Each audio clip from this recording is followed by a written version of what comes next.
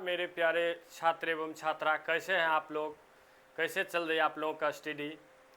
तो आज हम लोग प्रश्नावली 3.5 पढ़ने वाले हैं। आज का क्लास बहुत ही शानदार होने वाला है। आप लोग वीडियो को ज़्यादा से ज़्यादा लाइक करिए और अपने दोस्तों में शेयर करिए और चैनल को सब्सक्राइब जरूर करिए।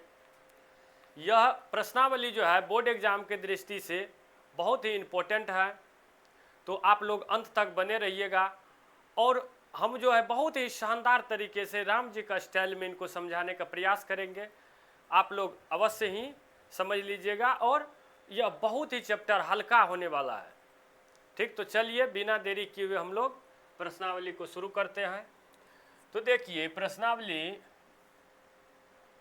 क्या लिखा है, 3.5 अर्थात 3.5। ठीक, इससे पहले जो है हम लोग पिछले वाले सवाल को पिछले वाले वीडियो में पढ़ लिया है 3.1, 3.2 अर्थात इससे पीछे वाले जितना भी सवाल है 3.5 से, वह सारा प्रश्नावली हम लोग पिछले वीडियो में हल कर चुके हैं। जो नहीं देखे हैं वो जा करके प्ले लिस्ट में या पिछला वीडियो जा करके प्ले लिस्ट में देख लीजिए, तब आप लोगों को इस समझने में आसानी होगी। नहीं तो थोड़ा दिक्कत हो सकता है, लेकिन तो पर भी यहाँ पर भी हम बताएंगे, लेकिन आप लोग पिछला भी देख लीजिएगा तो अच्छा रहेगा। चलिए देखिए सवाल नंबर 1 कह रहा है, निम्न रेखिक समीकरणों के युग्मों में से किसका एक अद्वितीय हल है। देखिए यही खातिर बोल देता हम, पिछला वीडियो देख लीजिए। ठीक, किसका एक अद्वितीय हल है, किसका कोई हल नहीं, या किसके अपरिमित रूप से अनेक हल है। अद्वितीय हल की स्थिति में उसे वज्र गुणन विधि से ज्ञात कीजिए। ठीक, इसीलिए कहे पिछला वीडियो में, क्योंकि मैं बता चुका हूं कि अद्वितीय हल कब होता है, कब अनेक हल होता है। ठीक, और समझ रहा है, और कब कोई हल नहीं होता है, यह सारा चीज़ हम लोग पिछले वीडियो में डिस्कस कर चुके हैं। तो इसीलिए पिछला अगर देख लीजिएगा तो थोड़ा सा समझने में सुलभ होगा। ठीक, वैसे हम 1 पॉइंट मतलब पूरा शुरू से गणित ही यहाँ तक मैं ही बता दिया हूँ, तो आप लोग को जो नहीं देखे हैं जा करके चैनल पर देख लीजिए, बहुत अच्छा होगा। तो चलिए यहाँ पर भी वैसे हम समझाएंगे। ठीक, आप लोग को पूरा समझाने का हम प्रयास करेंगे, तो आप लोग अंत तक बने रहिएगा। चलिए देखिए यहाँ तक तो समझ लिए कि निम्न रेखिक समीकरणों के युग में से किसका अद्वितीय हल है। ठीक, तो चलिए हम समझाते हैं, पुनः हम थोड़ा सा चर्चा कर लेते हैं। क्या बताए थे आप लोगों को बच्चों कि अद्वितीय हल कब होता है, जब A1 बटा A2 और नॉट इक्वल टू क्या होता है B1 बटा B2, तब क्या हो जाता है अद्वितीय हल। क्या बताए थे, अद्वितीय हल। जब इस तरह का कंडीशन बनता है A1 बटा A2 not equal to B1 बटा B2, तब कौन सा हल होता है, अद्वितीय हल। ठीक, कोई दिक्कत? और अद्वितीय हल या इसी को कहते हैं केवल और केवल एक हल, क्योंकि ग्राफ उस समय ऐसे खींचा जाता है, एक बिंदु पर आकर के प्रतिच्छेद करता है। कहाँ करता है, एक बिंदु पर, अर्थात x का कोई एक मान निकलता है, मान लो 2 निकला, तो y का और कुछ मान लो 5 निकला। ठीक, इनका केवल और केवल एक हल होता है। ठीक, समझ गए, कोई दिक्कत? इन्हीं को संगत भी कहते हैं। क्या कहते हैं, संगत। कह देगा संगत असंगत में पूछेगा तो संगत होगा, अद्वितीय हल होगा, और या केवल और केवल एक हल होगा। कोई दिक्कत? आप लोग नोट भी करते जाइएगा, या नहीं तो स्क्रीनशॉट ले लीजिएगा तेजी में। ठीक, अब देखिए दूसरा क्या कह रहा है, अद्वितीय हल है किसका कोई हल नहीं है। तो कोई हल की स्थिति में क्या बताए थे, A1 बटा A2 बराबर B1 बटा B2 और नॉट इक्वल टू C1 बटा C2 जब होता है, तो इनका क्या हो जाता है, कोई हल नहीं। क्या होता है, कोई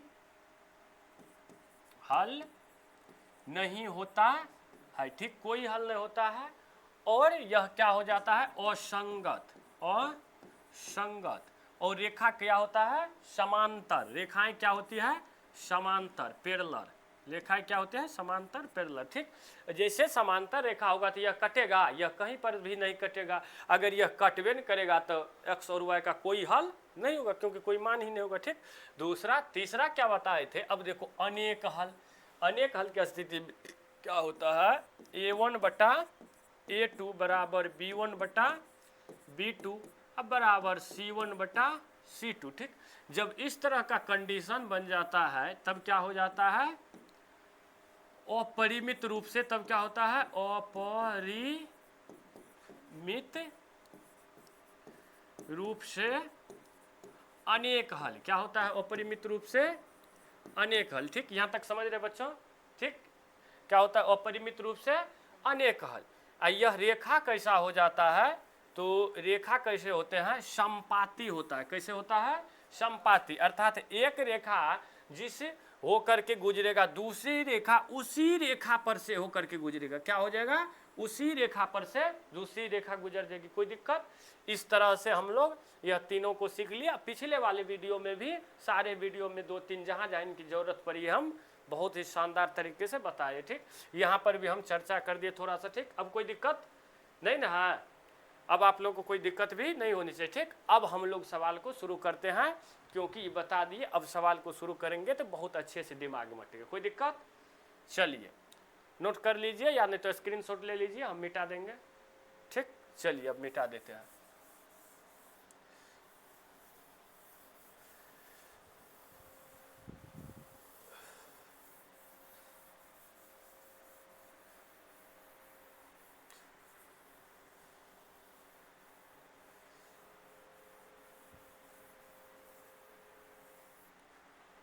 अब देखिए सवाल क्या कह रहा है। चलिए यहाँ तक तो सीख लिया। हमें क्या करना है, अद्वितीय हल की स्थिति में उसे वज्रगुणन विधि से ज्ञात कीजिए। किस विधि से, वज्रगुणन। अगर इनका अद्वितीय हल होता है तभी हम ज्ञात करेंगे। अगर कोई हल नहीं होगा तो हल नहीं होगा। अपरिमित रूप से अनेक हल होगा तो पर भी हमको बनाना नहीं है। तो इसलिए चलिए हम सभी सवाल को लिख लेते हैं। सवाल क्या कह रहा है, देखिए x - 3 y -3 बराबर क्या दिया गया है 0, और दूसरा क्या दिया गया है 3x - 9y -2 बराबर 0। कोई दिक्कत। हाँ सॉरी, यहाँ पर क्या हो जाएगा x2 होगा।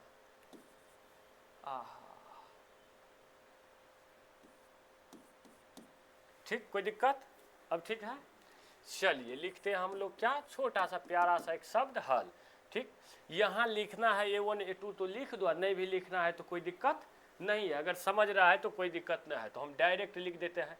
क्या होता है A1 बटा A2, तो इसलिए चलिए एक को हम बना देते हैं बढ़िया से विस्तार रूप से। ठीक, तो यहाँ A1 बटा के बराबर क्या हो जाएगा 1, B1 बराबर -3 और C1 बराबर क्या हो जाएगा -3 है। ठीक, कोई दिक्कत। अब देखिए A2 बराबर क्या हो जाएगा 3, B2 बराबर क्या हो जाएगा -9 और C2 बराबर क्या हो जाएगा -2। कोई दिक्कत। अब देखिए इसीलिए क्या होता है A1 बटा A2, सूत्र समझ रहा है ना इनका, क्या होता है A1 बटा A2। तो A1 बटा A2 की जगह पर हम डायरेक्ट लिख देते हैं 1/3 लिख सकते हैं, लिख सकते हैं ना। तो चलिए एक बार बना देते हैं बढ़िया से, बोल दिए कि एक बार बना देते हैं तो बनाते हैं। A1 बटा A2 अर्थात 1/3 और कॉमा B1 बटा B2 तो क्या हो जाएगा -3 बटा -9, ई कट गया 3 तिया 9 अर्थात 1/3। कोई दिक्कत। उसके बाद क्या है C1 बटा C2 अर्थात -3 बटा -2, ई कट गया क्या बच गया 3/2। कोई दिक्कत। अब देखिए ऐसा जब हो गया तो क्या होता है, यहाँ पर लिख दो चूंकि यहाँ पर इसलिए। ठीक, तो अब क्या हो जाएगा A1 बटा A2, ये दोनों बराबर है तो क्या हो जाएगा B1 बटा B2 और नॉट इक्वल टू C1 बटा C2। अभी बताए कि जब इस तरह का कंडीशन बनता है A1 बटा A2 बराबर B1 बटा B2 और नॉट इक्वल टू C1 बटा C2 तो क्या हो जाएगा कोई हल नहीं, कोई हल नहीं। अब ये कोई हल नहीं होगा। अगर कोई हल नहीं होगा तो हमें कह ही रहा है कि कोई हल और अनेक हल की स्थिति में हल करने के लिए इस तरह से इनका आंसर यहीं पर हो गया। सवाल बन करके सवाल नंबर 1 का 1 नंबर तैयार हो गया। कोई दिक्कत। चलिए आप लोग फटाक फटाक नोट कर लीजिए। इस तरह से ये सवाल बन करके रेडी हो गए। ठीक, जल्दी से नोट करिए। और जो बच्चे नोट नहीं कर पाते हैं तो स्क्रीनशॉट ले लीजिएगा प्लीज। ठीक, क्या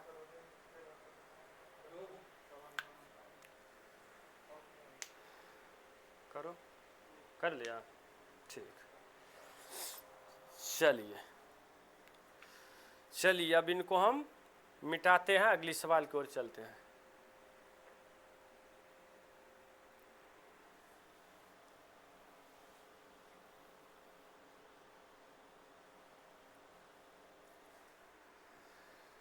चलिए सवाल नंबर 1 का दूसरा सवाल क्या कह रहा है। देखिए सब चीज़ तो इसने होगा, ठीक। वज्र गुणन विधि से हमको ज्ञात करना, अगर वो द्वितीय हल होगा तो ठीक, तो डायरेक्ट हम सवाल लिखते हैं।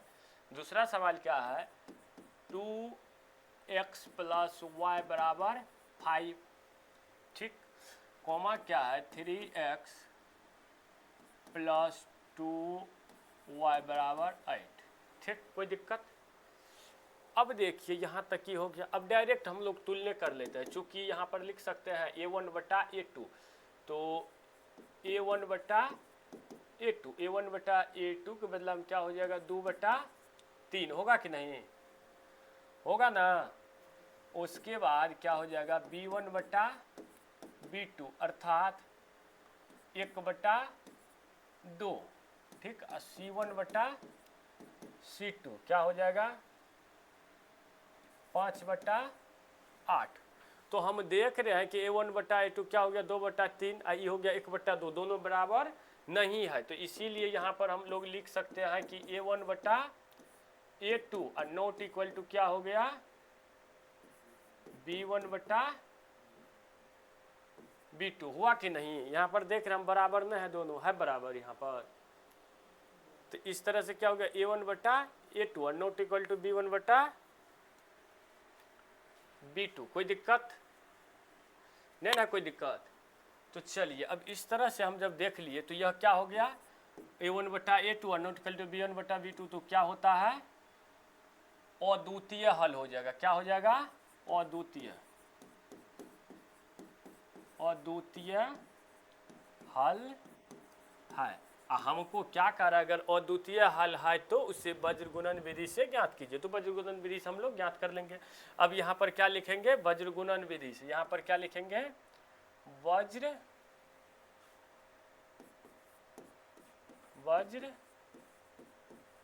गुणन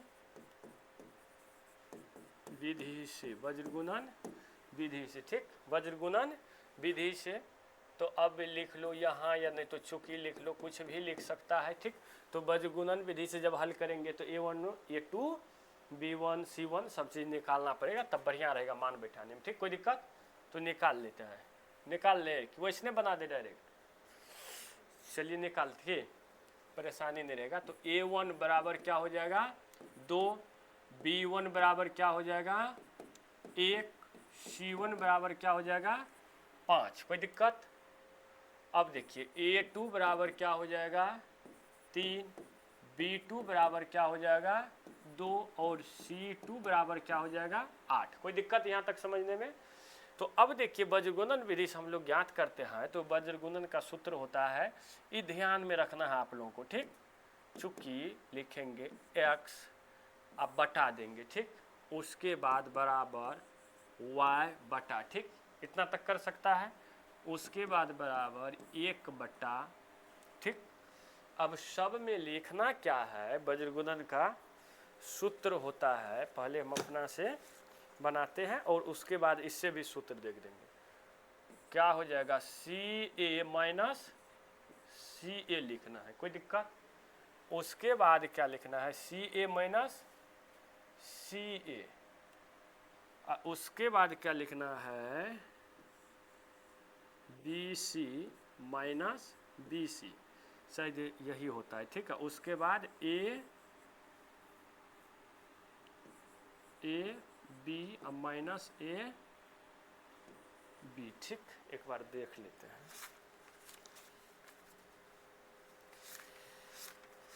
वज्र गुणन विधि के लिए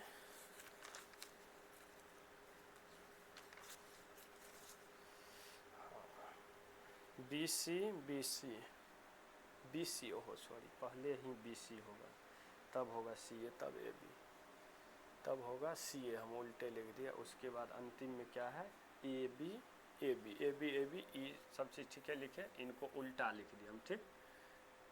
पहले क्या हो जाएगा BC माइनस बी सी, और दूसरा क्या हो जाएगा सी ए माइनस सी ए, कोई दिक्कत, B C minus B C, C A minus C A, ठीक। इससे टेंशन नहीं लेना कि सर देख रहा है, ठीक। यह सूत्र है, आप लोगों को याद करना है, हमें भी करना है, भूल भी जाते, ठीक। तो देखिए हम इनको ट्रिक के माध्यम से सूत्र सिखाएंगे, कोई दिक्कत, ऐसा सिखा देंगे कि आप लोगों को याद ना करना पड़े, ठीक। इतना याद करने में कोई दिक्कत नहीं होगा। लिख देना है x बटा वाई बटा और 1 बटा, ठीक। उसके बाद क्या लिखना है B C minus B C, C A minus C A और A B minus A B. अब मतलब बस 2-3 ठो जो है, समझ रहा है, 2-3 नंबर का डिजिट याद रखना है, ठीक। मात्र 2 क्या रखना है 12 21 12 21 12 21। तो यहाँ पर लिख देना हम लोग को 1 2 क्या हो गया 12 21, ठीक। फिर 12 21, कोई दिक्कत, 12 21, बस सूत्र बंद करके तैयार हो गया। देख लो मिला लो बुक से सूत्र हुआ कि नहीं, ठीक। B1 से 2 B2 C1 C1 A2 C2 A1 B2 और A2 B1, ठीक। कोई दिक्कत, इस तरह से सूत्र बन करके हम लोगों का तैयार हो गया। अब जब सूत्र बन गया, अब क्या करेंगे, जहां जिसका मान है बैठा देंगे, बहुत ही आसान तरीका से हल हो जाएगा, ठीक। वज्र गुणन से बहुत सारा विद्यार्थी भागना चाहता है, क्योंकि इनका सूत्र थोड़ा सा अल्टर होता है, कैलकुलेशन, समझ रहा है। तो इनको समझने वाला और समझाने वाला टीचर होना चाहिए अच्छा, तो बहुत सिंपल होता है, ठीक। तो चलिए हम आप लोग को समझा रहे हैं, आप लोग समझिए ध्यान से। देखिए B1 कितना है, देखिए B1 यहाँ पर देखिए क्या है 1, अब बीच में ना कोई चिन्ह है तो गुना का, ठीक। अब देखिए B2 कितना है, अथी C2, तो C2 क्या है 8, तो लिखेंगे 8 माइनस, फिर देखिए B2 कितना है 2, तो 2 गुना C1 कितना है तो 5, तो क्या लिखेंगे 5 बराबर y बटा C1 कितना है 5, तो क्या लिखेंगे 5। उसके बाद A2 कितना है 3, तो क्या लिखेंगे 3 माइनस C2 कितना है 8, तो क्या लिखेंगे 8 गुना, उसके बाद A1 कितना है 2, तो क्या लिखेंगे 2 बराबर A1 कितना है 2, तो क्या लिखेंगे 2। उसके बाद B2 कितना है 2, तो क्या लिखेंगे 2 माइनस, फिर A2 कितना है 3, तो 3 गुना B1 कितना है 1, तो क्या लिखेंगे 1। कोई दिक्कत यहाँ तक आप लोग, कोई दिक्कत? चलिए अब क्या करेंगे, यहाँ पर तो जगह की कमी हो रही है, चलिए छोटा करके यहीं पर एक बार और लिखते हैं, ठीक। इंक थोड़ा सा बदल लेते हैं कि यहाँ भी आ जाए तो कोई दिक्कत नहीं। यहाँ पर क्या लिखे हैं 1, ठीक, ऊपर वाला 8 गुना 1, तो क्या हो जाएगा 8 माइनस 10, क्या हो जाएगा 10। कोई दिक्कत यहाँ तक? हाँ, ऊपर में क्या हो जाएगा x, ऊपर में क्या हो जाएगा x, यहाँ पर क्या होगा y बटा 5 तिया 15 माइनस 8 दूना 16, कोई दिक्कत। अब क्या हो गया 1 बटा 2 दूना 4 माइनस 3 एकम 3, कोई दिक्कत यहाँ तक में, किसी कोई परेशानी? चलिए अब यहाँ पर हम लोग हल कर लेते हैं। तो अब क्या हो गया x अब बटा, देखिए यहाँ पर 8 अब माइनस 10 है, तो घट करके क्या हो जाएगा -2, क्योंकि माइनस वाला चिन्ह बड़ा है। अब देखिए फिर क्या लिखेंगे बराबर y बटा, यह है 15 अब माइनस 16, तो प्लस माइनस माइनस, तो क्या हो जाएगा -1 माइनस 1 का बराबर क्या हो जाएगा 1 बटा 1, क्या हो जाएगा 1 बटा 1, ठीक। अब क्या करेंगे 1 बटा 1 जो है, एक बार इनको y के साथ करेंगे क्रिया, समझ रहा है, एक बार y के बराबर और एक बार x के बराबर, ठीक। तो चलिए अब हम लोग इधर करते हैं, ठीक। आप लोग ऊपर नीचे करके बनाना लाइन में ही कॉपी पर, ठीक। हमें जगह नहीं इसलिए साइड में बनाते जाते हैं।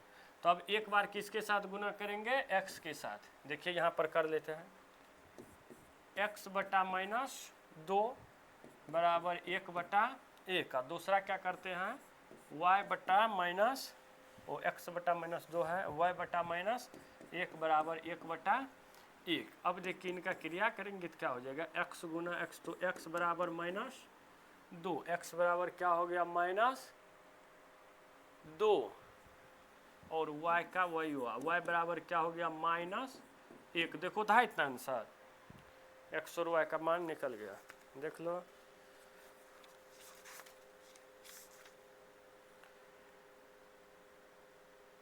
माइनस में 2 होगा खाली, 2 और 1 में आंसर है। x बराबर 2 और y बराबर भी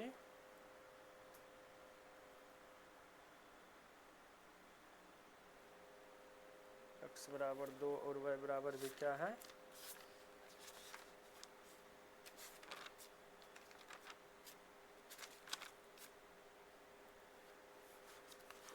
रुक जाओ, क्या हुआ, कहाँ पर कोई दिक्कत तो नहीं हुई है।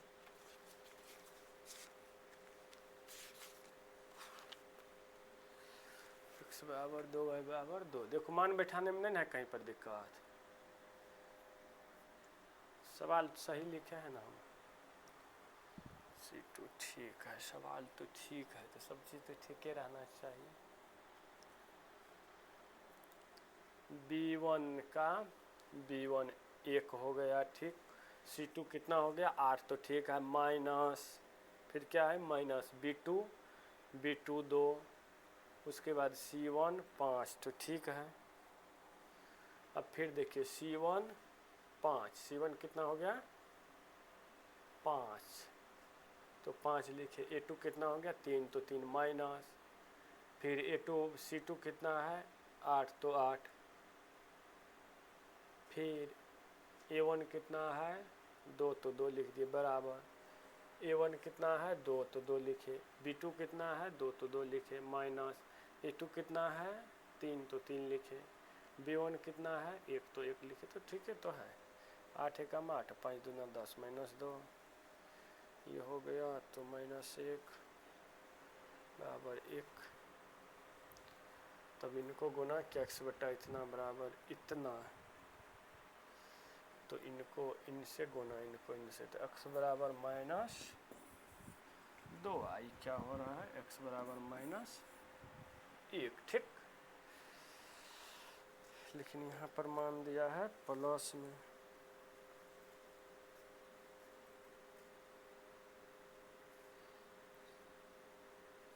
चलिए आप लोग नोट करिए बस।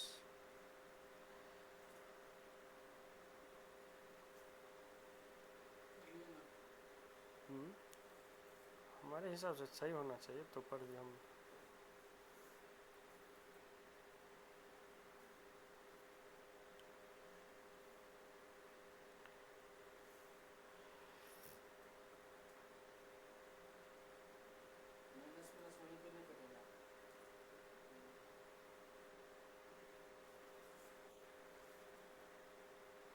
एक मिनट बस रुक जाओ।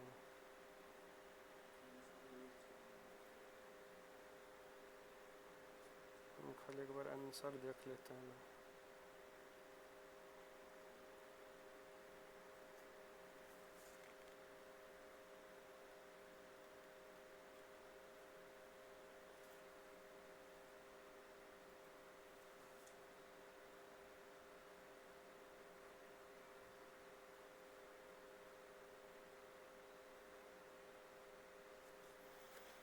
ठीक है, चलो यहाँ तक ठीक है, ठीक।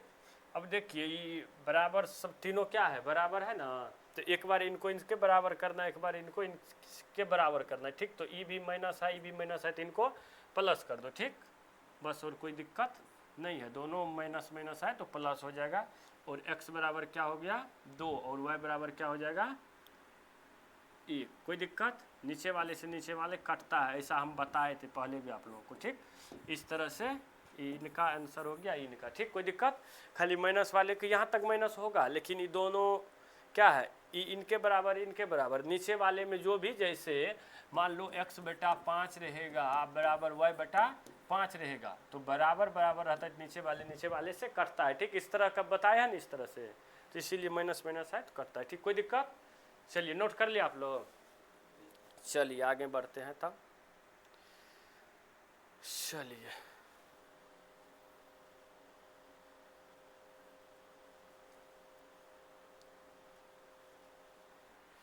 ठीक,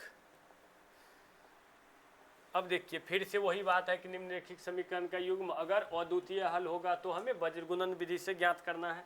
तो चलिए हम तीसरा सवाल देख लेते हैं, लिखते हैं हल। तीसरा सवाल है क्या, 3x - 5 y बराबर 20 और दूसरा क्या है 6x - 10 y बराबर 40। ठीक, तो डायरेक्ट हम लिखते हैं, चूँकि क्या लिखते हैं, चूँकि A1/A2 अर्थात 3/6 बराबर 5/-5/-10 ऐसे लिख सकते हैं ना, समझ रहा है ना।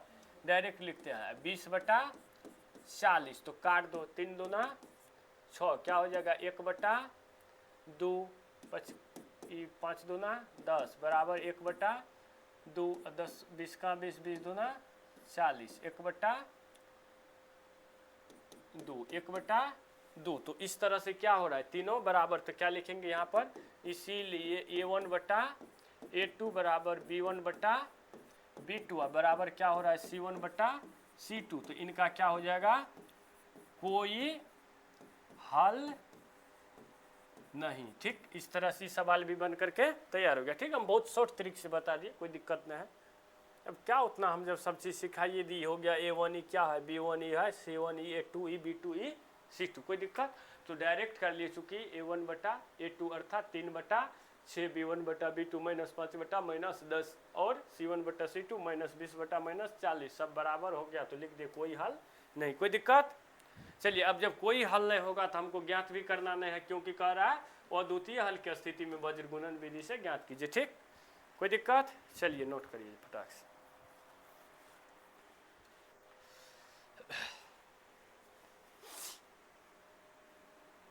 आगे बढ़े। हाँ हाँ, क्या हो जाएगा, सॉरी क्या होगा, अपरिमित रूप से कोई हल नहीं, सॉरी अपरिमित रूप से अनेक, सॉरी अनेक हल, बहुत बढ़िया ध्यान दिला दिया। तो ठीक, उतना नहीं ध्यान, देखिए अपरिमित रूप से अनेक हल, लेकिन कह क्या रहा है कि दोनों भी स्थिति में अपरिमित रूप से अनेक हल हो या कोई हल ना हो। ठीक, हमें हल नहीं ज्ञात करना है, सिर्फ और सिर्फ अद्वितीय हल की स्थिति में हमें वज्रगुणन विधि से ज्ञात करना है। कोई दिक्कत। चलिए बढ़े आगे, बढ़े, नोट कर लिया ना। ठीक, चलिए तीसरा सवाल भी देख लिए फर्स्ट का।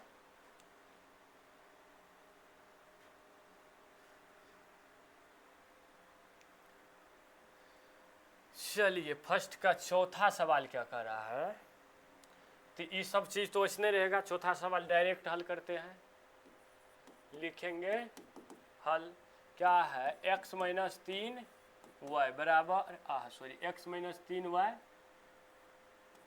- 7 बराबर 0, और दूसरा क्या है 3x - 3y - 15 बराबर 0। कोई दिक्कत। डायरेक्ट लिखते हैं, कोई दिक्कत, लिख दे, डायरेक्ट हले लिख देते हैं। तो क्या हो जाएगा 1/3 बराबर क्या होगा 3/-3/3, तो कट के क्या हो जाएगा 1/1 बराबर 1/1। कोई दिक्कत, इनको एक भी लिख सकते हैं। तो यही तो ये दोनों बराबर नहीं होगा, तीसरा को हमको हल करने की जरूरत भी नहीं है, जरूरत यहाँ पर। तो डायरेक्ट लिख देते हैं, इसीलिए A1/A2 और नॉट इक्वल टू B1/B2। अगर ऐसा स्थिति रहता है तो क्या होता है, अद्वितीय हल है। कौन सा हल है, अद्वितीय हल है। अगर अद्वितीय हल है तो हमें वज्रगुणन विधि से ज्ञात करना है कि नहीं। तो लिखेंगे यहाँ पर वज्रगुणन विधि से। ठीक, वज्रगुणन विधि से। अब वज्रगुणन विधि से जब हम लोगों को ज्ञात करना है तो वज्रगुणन का सूत्र क्या बताए, अब यहाँ वो भी नहीं लिखेंगे अक्सर, डायरेक्ट निकाल दे मान। ठीक, तो x बटा क्या बताए थे बी सी, पहले क्या लिखने के लिए कहे, B C minus B C बराबर वाई बटा सी ए माइनस सी ए, ये नहीं बताए, बराबर 1 बटा उसके बाद A B minus A B, ये नहीं बताए थे। अब क्या लिखना है, 12 21 12 21 12 21, कोई दिक्कत, सूत्र मिला लो एक बार।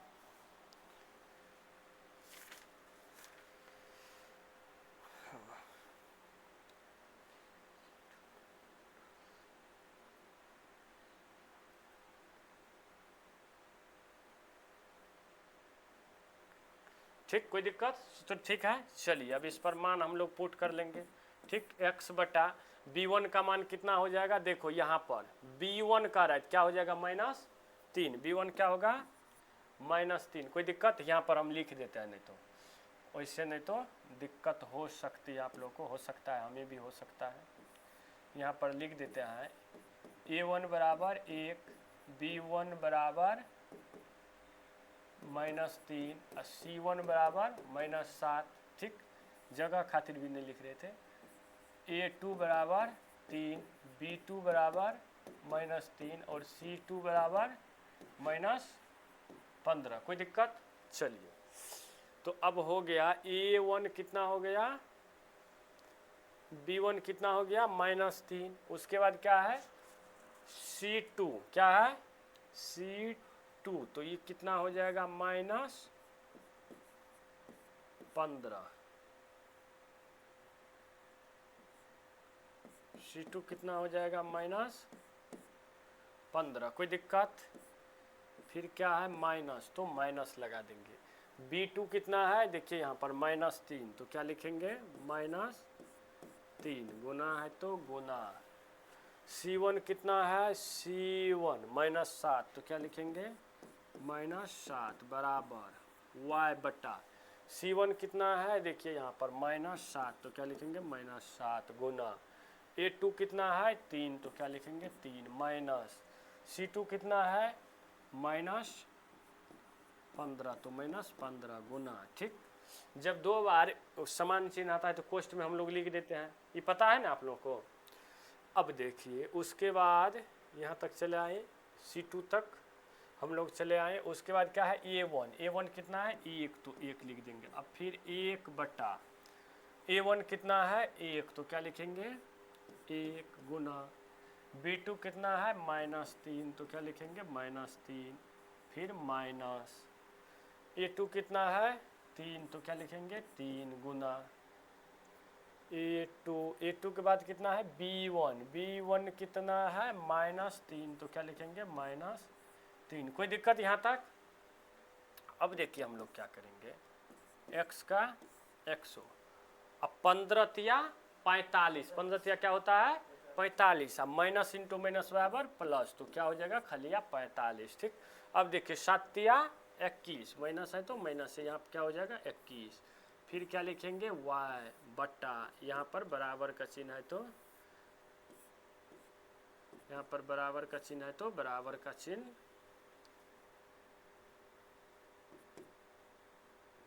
देंगे। ठीक, अब देखिए फिर 7 तिया 21, तो क्या हो जाएगा -21, फिर क्या है -15 गुना 1, तो क्या हो जाएगा -15 ही। ठीक, एक के बार कर दे, -15 ही होगा, -15 गुना 1 -15, अब माइनस आई इंटू माइनस क्या हो जाएगा प्लस, तो यहाँ पर क्या लिख सकते हैं हम +15, कोई दिक्कत। चलिए अब आगे बढ़ते हैं, अब क्या हो जाएगा 1 बटा -3 गुना 1, तो क्या हो जाएगा -3, अभी क्या हो जाएगा माइनस इंटू माइनस, इसमें भी माइनस इसमें भी माइनस, डायरेक्ट कर देते हैं +3, कोई दिक्कत, ये ना होगा।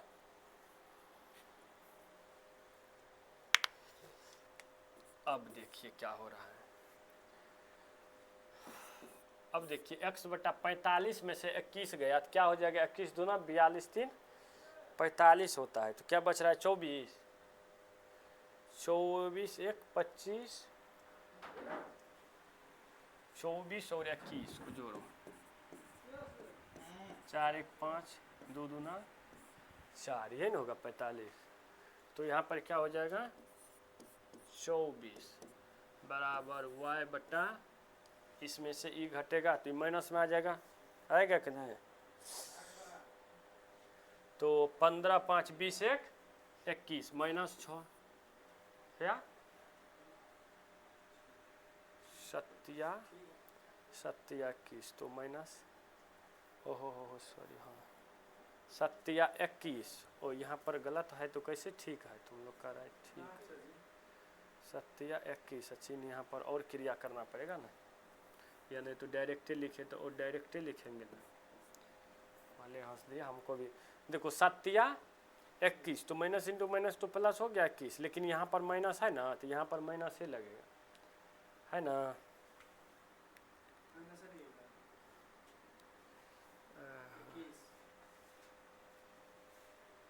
कौन सा ओहो ई 21 ने कहाँ तक 21 किए 15 तिया 45 ठीक 7 तिया 21 तो 21 का 21 प्लस में हो गया ई माइनस ठीक है यहाँ तक।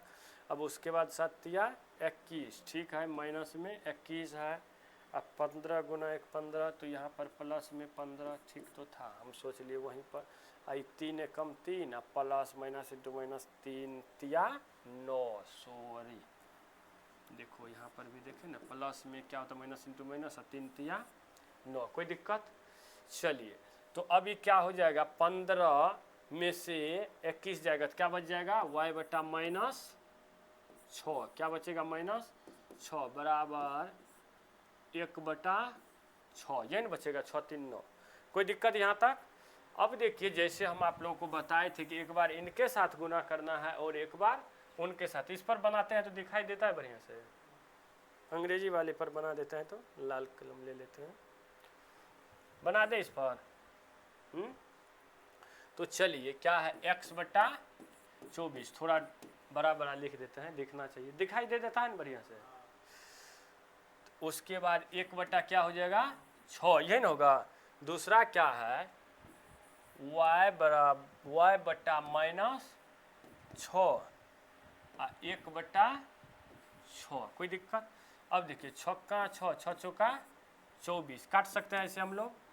तो x बटा 4 बराबर 1 बटा 1 तो इस तरह से x बराबर क्या हो गया 4 देखो था इतना आंसर। ई 6 कट जाएगा तो क्या बचेगा 1 तो y बटा माइनस 1 बराबर 1 बटा 1 तो इसीलिए y बराबर क्या हो जाएगा माइनस 1 देखो तो है आंसर देखो एक बार।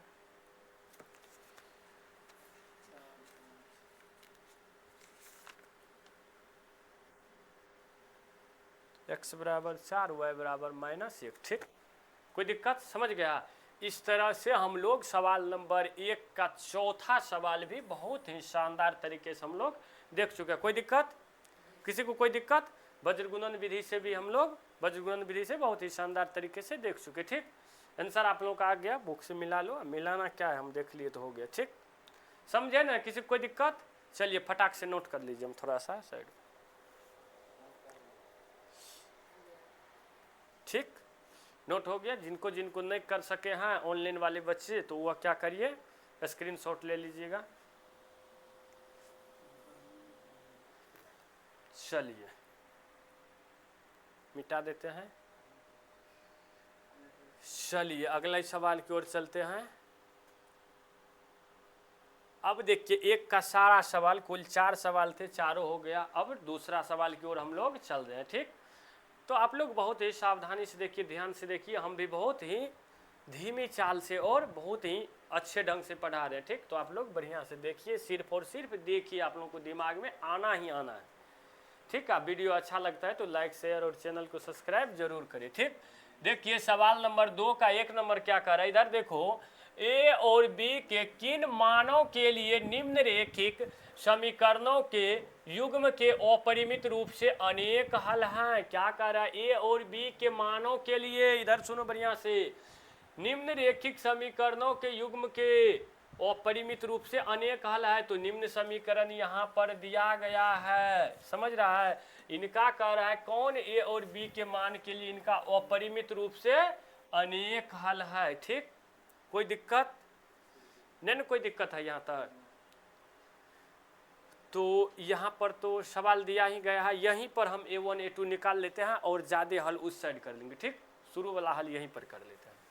तो चलिए हम लोग देख लेते हैं, यहाँ पर क्या लिखेंगे, हल यहीं शुरू कर देते हैं। ठीक, क्या लिखते हैं, हल। उसके बाद क्या लिखेंगे, यहाँ मतलब यहाँ पर जो दिया है A1 बराबर क्या हो जाएगा, देखिए A1 बराबर क्या होगा, यहाँ पर कोमा लगेगा। ठीक, तो A1 बराबर क्या हो जाएगा 2, कोई दिक्कत समझ रहा है ना बढ़िया से। B1 बराबर क्या हो जाएगा 3 और C1 बराबर क्या हो जाएगा 7, कोई दिक्कत। अब देखिए दूसरा क्या हो जाएगा, दूसरी कंडीशन में A2 बराबर क्या हो जाएगा, देखो x के साथ पूरा गुणांक है ना, तो क्या हो जाएगा A माइनस B, कोई दिक्कत। और B2 बराबर क्या हो जाएगा A प्लस B, कोई दिक्कत समझ रहे हैं ना आप लोग।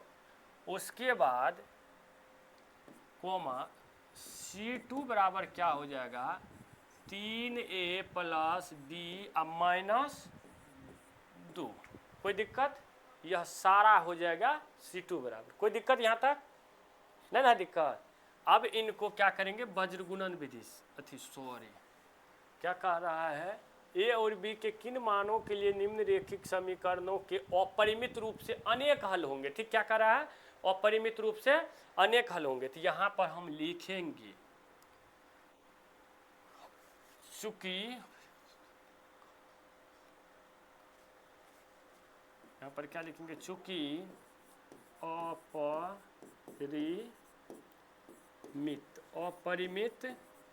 रूप से अनेक, अपरिमित रूप से अनेक हल होने पर। ठीक, अपरिमित रूप से अनेक हल होने पर क्या लिखे, चूंकि अपरिमित रूप से अनेक हल होने पर कंडीशन क्या होता है यह हम लोग दिखाएंगे। तो क्या होता है A1 बटा A2 बराबर B1 बटा B2 अब बराबर क्या हो जाता है C1 बटा C2। ये कंडीशन बताए थे आप लोगों को, बताए थे अभी हम तुरंत बताए क्लास शुरू करने से पहले कि अपरिमित रूप से अनेक हल होने के लिए क्या कंडीशन होता है, A1 बटा A2 बराबर B1 बटा B2 और बराबर C1 बटा C2, कोई दिक्कत। चलिए अभी लिख दी, अब यहीं पर सारा मान पुट करके हल कर लेंगे, हम लोगों को A और B का मान प्राप्त हो जाएगा। ठीक, तो चलिए A1 लिखे, A1 कितना है बताते जाओ, हम लिखते जाते हैं। A1 कितना है 2, उसके बाद A2 कितना है A माइनस B, तो क्या लिखेंगे A माइनस B बराबर B1 कितना है 3, तो लिखेंगे 3, B2 कितना है A प्लस B, तो लिखेंगे A प्लस B। ठीक, उसके बाद C1 कितना है 7, तो क्या लिखेंगे 7, C2 कितना है तो 3A प्लस B माइनस 2, यही ना है, कोई दिक्कत यहाँ तक किसी को भी कोई दिक्कत है नहीं ना है, आगे बढ़े। चलिए अब क्या करेंगे, सब का हम लोग हल कर देंगे। ठीक, सब का क्या करेंगे हल करेंगे, लेकिन एक बार हम लोग नहीं करते हैं। ठीक, क्या कर लेते हैं, ये दोनों को एक साथ कर लेता है, ये दोनों को एक साथ कर लेंगे, कोई दिक्कत, कर ले अलग अलग। चलिए, या नहीं तो ऐसे भी कर सकता है, समझ रहा है, सब बराबर है, बराबर का मतलब क्या है, सब क्या है बराबर है, इनको भी इनके साथ कर सकता है, इनको इनके साथ कर सकता है, इनको इनके साथ। ठीक, तो किसी को किसी के साथ कर सकते हैं, तो हम लोग बीच में क्या करेंगे एक ठो डेढ़ फाड़ लेते हैं बीच से। ठीक, अब क्या करेंगे 2 बटा, इनको पहले हल कर लेते हैं, तो क्या लिखते हैं 2 बटा A माइनस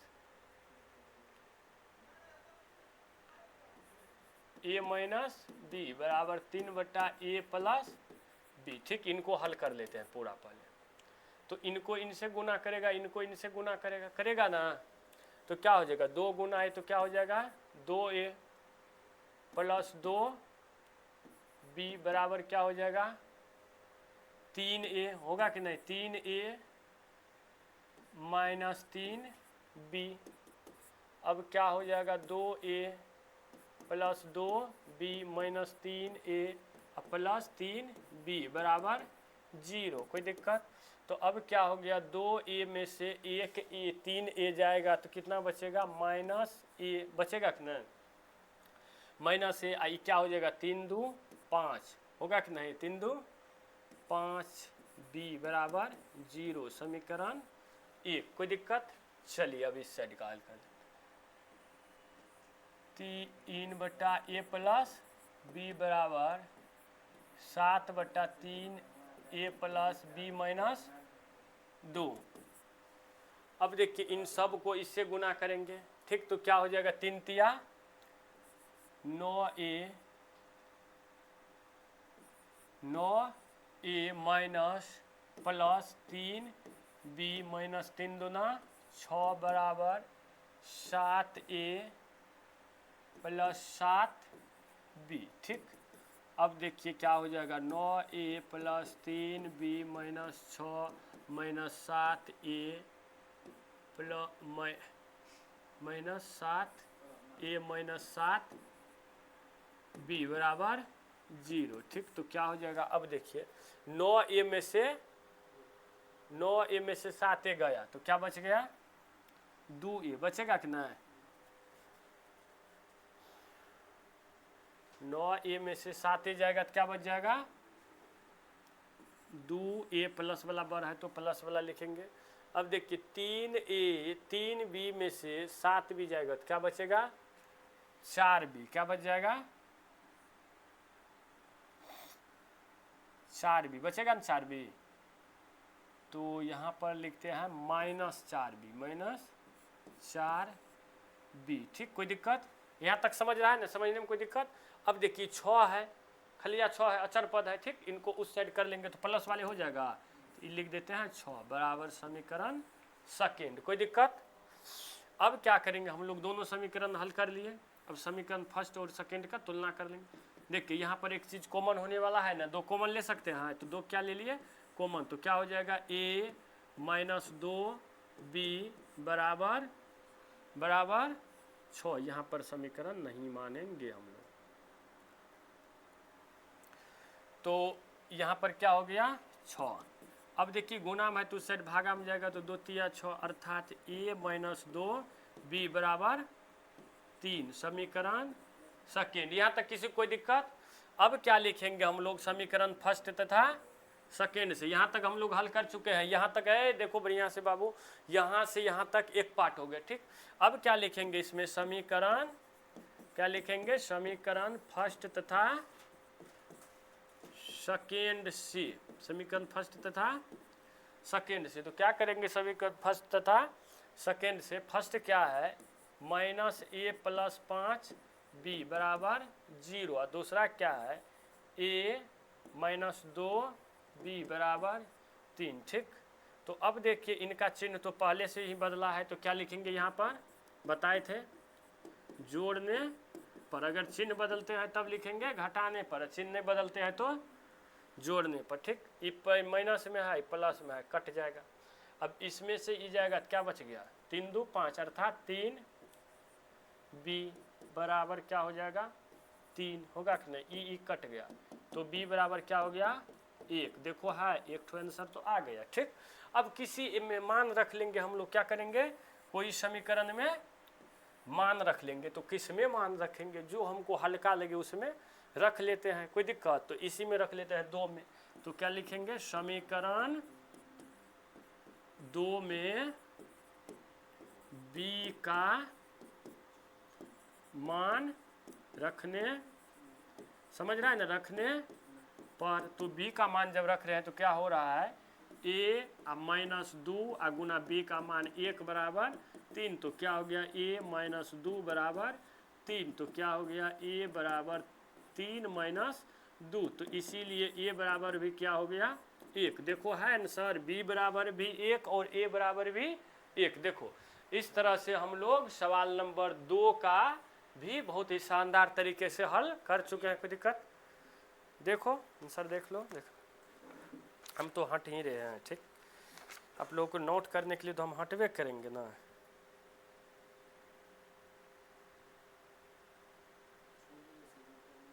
ए बराबर तो 5 दिया है, दो बाबू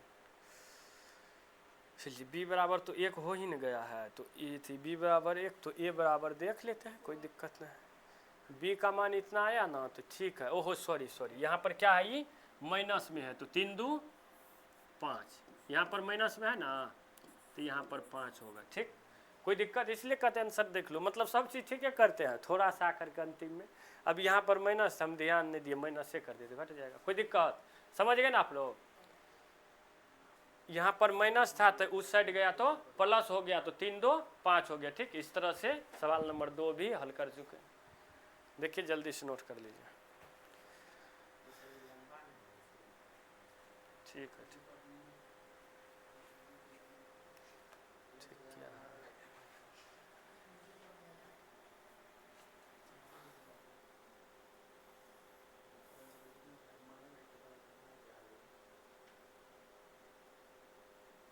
है, एक ठोर बनाएंगे बस। ठीक है, कोई दिक्कत, कुछ अथी करके क्लास को अथी करेंगे, 4 से कल बना देंगे, 3 ठो बना देते हैं, समझा, 3 तक आज बना देते हैं। ठीक, इनको पार्ट 2 कर लेंगे। चलिए मिटा दें। अब देखिए, हाँ चलिए कोई बात नहीं, सवाल नंबर 3 ही आ गया। हाँ 3 ही ना है, 3 में यही कह रहा है। ओहो 2 में भी एक सवाल और है, 2 में क्या है, एक सवाल और है, 2 में एक सवाल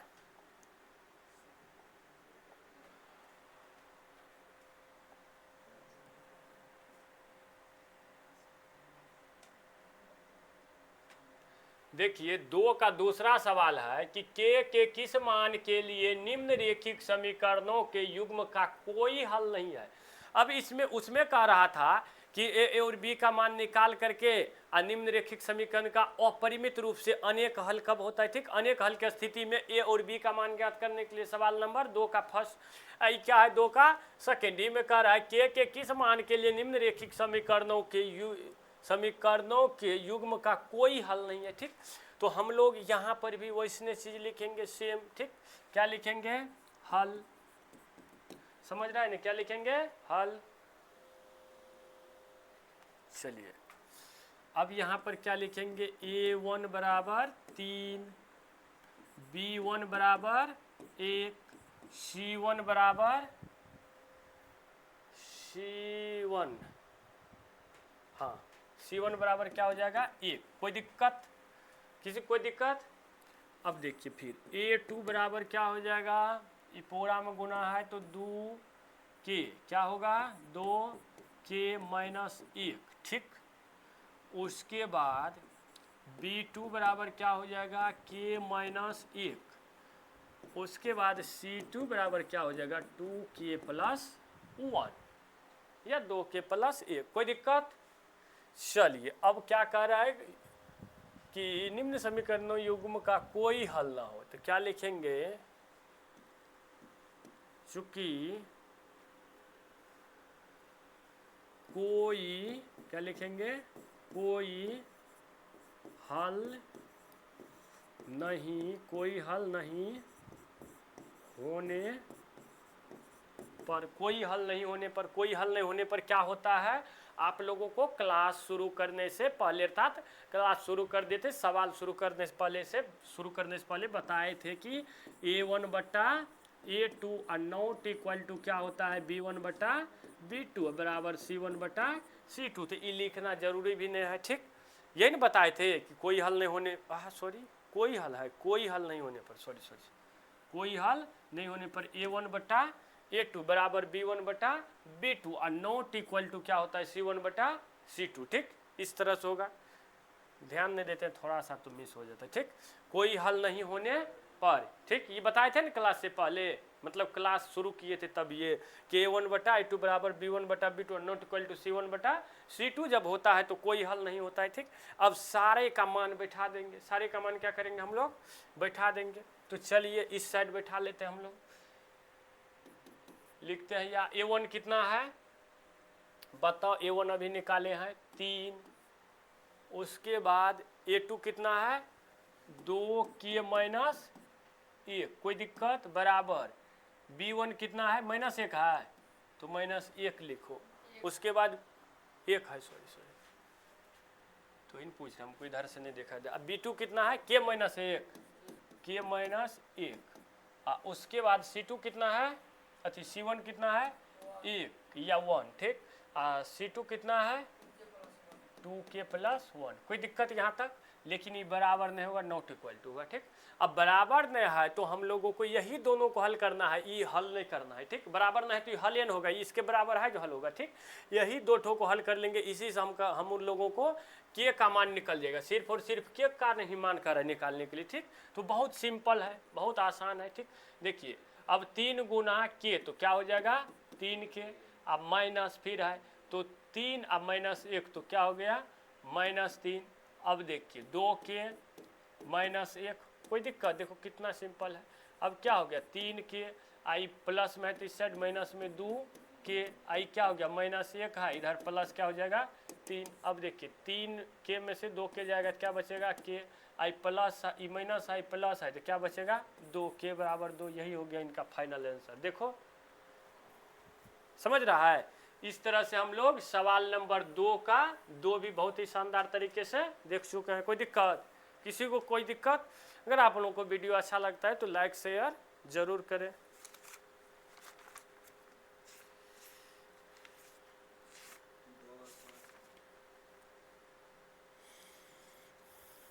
ठीक, वो 3 का है बाबू, 2 का 1 आंसर होगा, सिर्फ और सिर्फ किए का मान। कोई दिक्कत? चलिए नोट कर लिए आप लोग, मिटा दें। चलिए आगे चलते हैं सवाल नंबर 3 का ओर। 3 ठो बना करके आज का क्लास खत्म कर देंगे, बहुत सिंपल है ये भी। देखिए क्या कर रहा है 3 नंबर में, निम्नरेखिक समीकरणों के युग्म को प्रतिस्थापन एवं वज्र गुणन विधियों से हल कीजिए, किस विधि को आप अधिक उपयुक्त मानते हैं। देखिए समीकरण दिया गया है 2 ठो, इनको कह रहा है वज्र गुणन और प्रतिस्थापन, दोनों विधि से हल करने के लिए आप लोगों को कौन सा विधि अच्छा लगता है, समझ रहा है, वह बताने के लिए, समझ रहा है। तो यहीं से हम लोग शुरू कर देते हैं, हम लोगों को तो पता ही है क्या कर रहा है, सबसे पहले प्रतिस्थापन, उसके बाद क्या है वज्र गुणन। तो प्रतिस्थापन हम इससे पिछले वाले क्लास में बताया कि एक मान निकाल करके दूसरे में स्थापित कर देना है। तो चलिए यहीं से लिख देते हैं हल, क्या लिख देते हैं हल। अब देखिए हल में क्या हो गया 8x प्लस क्या है 5y बराबर 9, तो इससे क्या हो जाएगा 8x बराबर 9 - 5y, या क्या हो जाएगा 8 बराबर 9 - 5y बटा 8। समीकरण इन्हीं को 1 मान लो, क्या मान लो 1 मान लो, 1 को हल कर लिए, नहीं तो यहीं से शुरू कर दो, इनको 1 मानो, हाँ ठीक है, नहीं तो बढ़िया रहेगा, इनको 1 मान लो या इनको क्या मान लो 2 मान लो, ठीक, या इनको 1 मानेगा तो उनको 2 मान लेना, ठीक। लेकिन डायरेक्ट नहीं लिख, चलिए एक बार यहाँ पर हम सवाल लिख देते हैं यहीं पर इनका, 2y बराबर 4 समीकरण 1, ठीक। वो तो डायरेक्ट सवाल ही न हो गया, ठीक, बुके का सवाल हुआ उसमें प्रिंट किया हुआ, तो सवाल एक बार लिख दिए, इनको समीकरण 1 मान लिया, दूसरा समीकरण को हम लोग क्या किए हल कर लिए, समीकरण ये हो गया 2। अब क्या करेंगे समीकरण 2 से समीकरण 1 में क्या लिखेंगे, समीकरण 2 से x का मान समीकरण 1 में रखने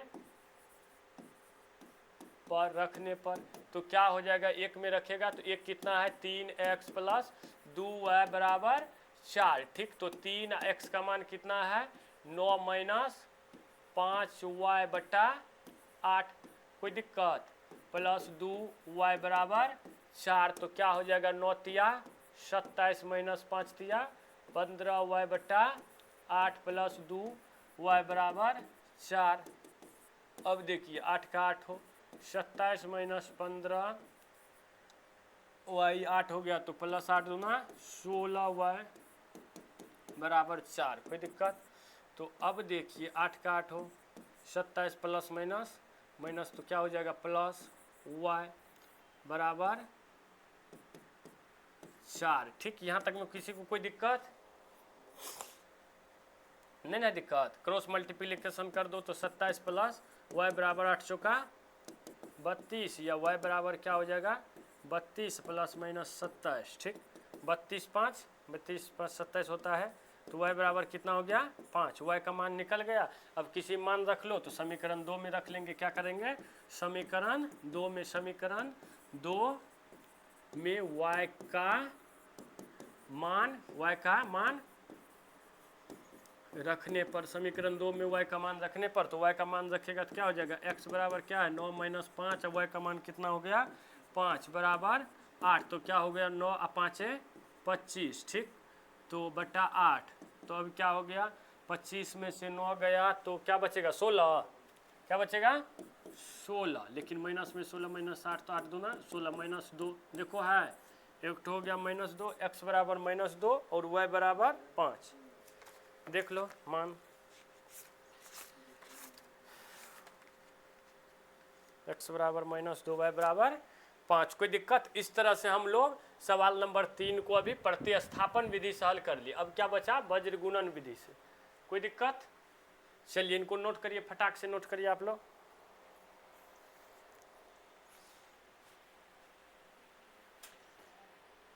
क्या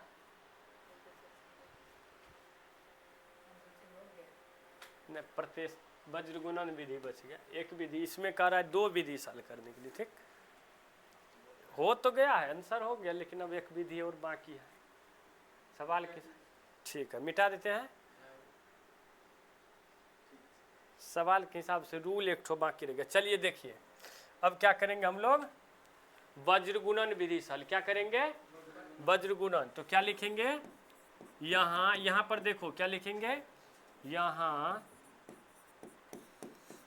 यहाँ a1 बराबर क्या हो जाएगा 8, b1 बराबर 5, उसके बाद c1 बराबर 9। ठीक, a2 बराबर क्या हो जाएगा 3, उसके बाद b2 बराबर 2 और c2 बराबर 4। कोई दिक्कत?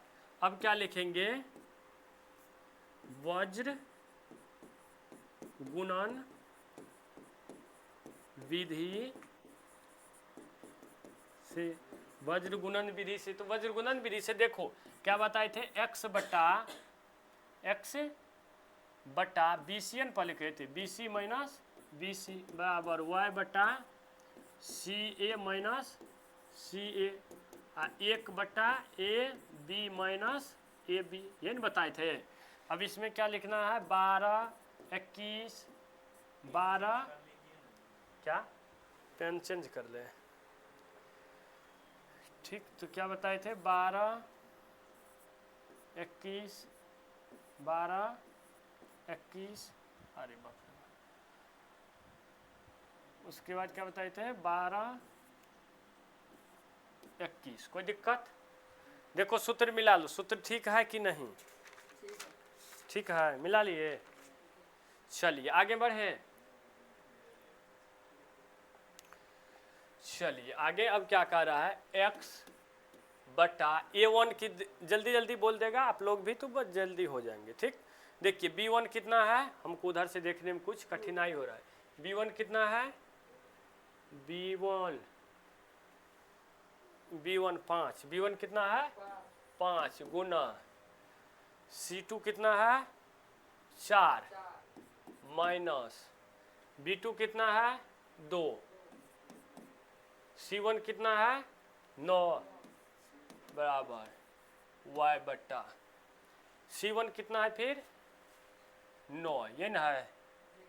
a2 कितना है a2 3, क्या है 3 माइनस, उसके बाद c2 कितना है c2 4, क्या है 4 गुना a1 कितना है a1 8 1 बटा, फिर देखिए a1 कितना है 8 तो लिखेंगे 8, उसके बाद b2 कितना है 2 माइनस a2 कितना है 3 इंटू b1 कितना है 5 या 5, ठीक।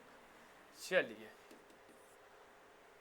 अब देखिए x बटा 5 चौका 20 माइनस 9 दूना 18, y बटा 9 तिया 27 माइनस 8 चौका 32, 1 बटा 8 दूना 16, 5 तिया 15। कोई दिक्कत, किसी को कोई दिक्कत?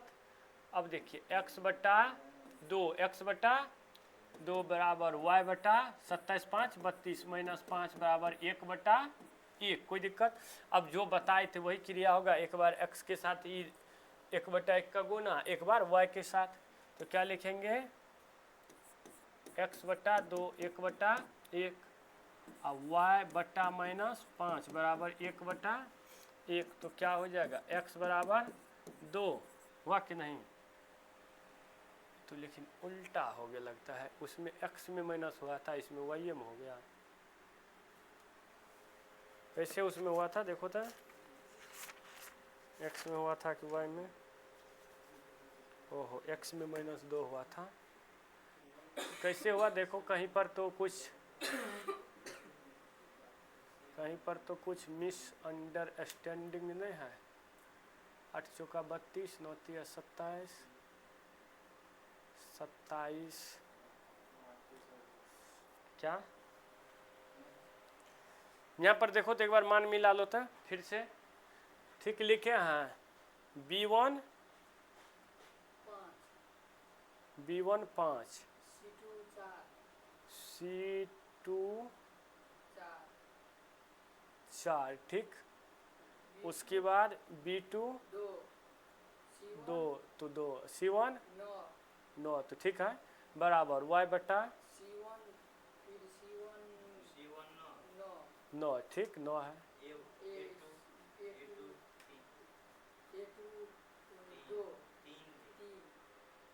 a2 कितना है 3, ठीक तो 3, हाँ माइनस फिर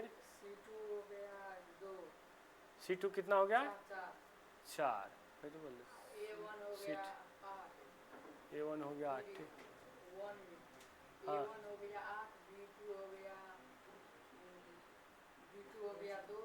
तो 2 ये है b2 2,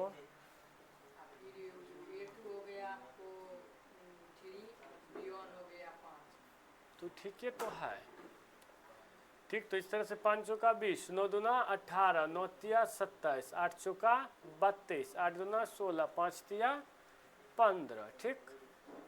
तो ये हो गया -32, ये हो गया -18।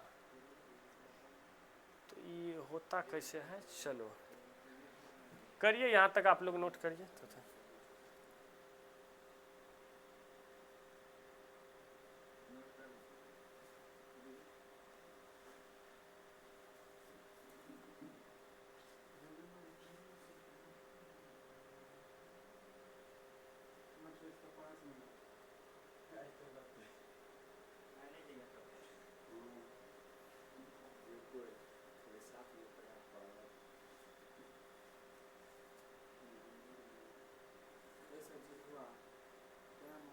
बस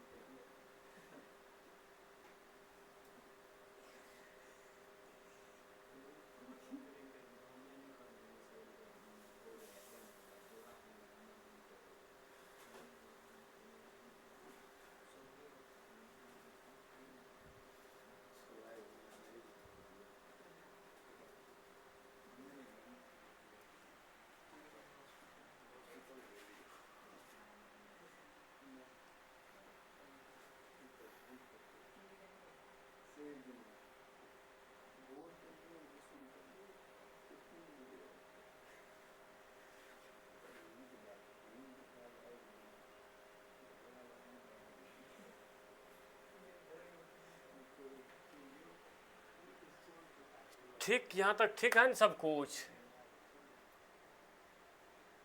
ठीक है, तो हम लोग करेंगे क्या, देखो आंसर को अथी करना है तो हम लोग यहाँ पर क्या करते हैं, माइनस है ना, तो यहाँ पर माइनस कॉमन ले लेते हैं। ठीक, यहाँ पर भी माइनस कॉमन ले लेंगे, कोई दिक्कत, यहाँ पर क्या करेंगे, माइनस कॉमन ले लेते हैं। ठीक,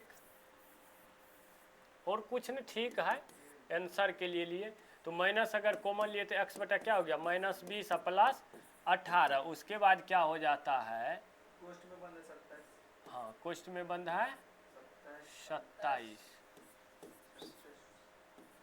यहाँ पर क्या था माइनस, तो ये क्या हो जाएगा, y बटा -27, अब माइनस इंटू माइनस प्लस 32 बराबर क्या हो जाएगा, 1 बटा, ऐसे ले सकते हैं हम लोग, कॉमन ले सकते हैं ना, दोनों में कॉमन लिए तो खाली इसी ने उसमें बदल गया उसी। अब क्या हो गया, x बराबर -2, अब y बराबर क्या हो गया 5, 1 बटा 1। अब क्या करो, अलग अलग गुना कर दो, तो x बटा -2 बराबर 1 बटा 1, तो इधर देखो x बराबर क्या हो गया -2 जो कि आंसर है।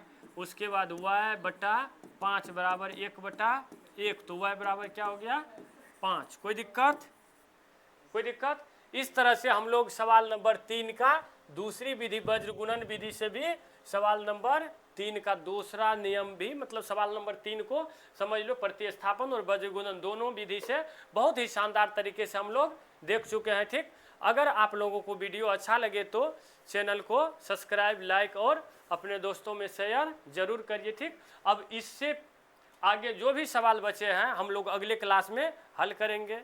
ठीक, अगले क्लास में हम लोग हल करेंगे। ठीक, तो आप लोग तब तक के लिए इतना तैयारी करिएगा। ठीक, तो गुड बाय, चलिए।